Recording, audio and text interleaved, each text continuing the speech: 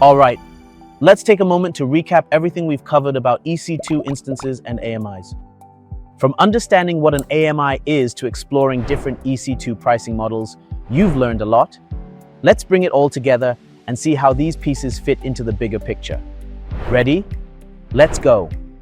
We started by answering a key question: what an AMI is and why is it important?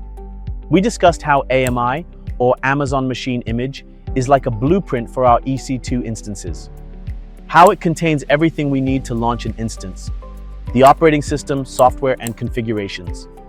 We also discussed how it makes it super easy to replicate environments, scale applications, and ensure consistency across deployments. Then we got hands-on with AMI creation. Remember how we created an AMI from an existing EC2 instance? It was like taking a photo of our server at that specific moment, so we could recreate it whenever you needed. This is especially useful for backup, disaster recovery, or even sharing pre-configured environments with your team. Next, we explored EC2 Image Builder, a powerful tool that automates the creation of AMIs. Instead of manually configuring and creating images, Image Builder does the heavy lifting for you.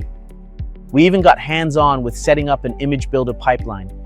Remember how we defined the source image, added components, and configured the output? It was like having a factory for creating custom AMIs, efficient and consistent. After that, we dove into the different EC2 pricing models. On-demand instances, pay-as-you-go with no long-term commitments. Perfect for short-term or unpredictable workloads. Spot instances, bid for unused EC2 capacity at a fraction of the cost. Great for fault-tolerant or flexible workloads. Reserved instances, commit to a term, 1 or 3 years, for significant cost savings. Ideal for steady, predictable workloads. And that's a wrap on EC2 instances and AMIs. You've learned how to create and manage AMIs, automate image creation with EC2 Image Builder, and choose the right pricing model for your workloads.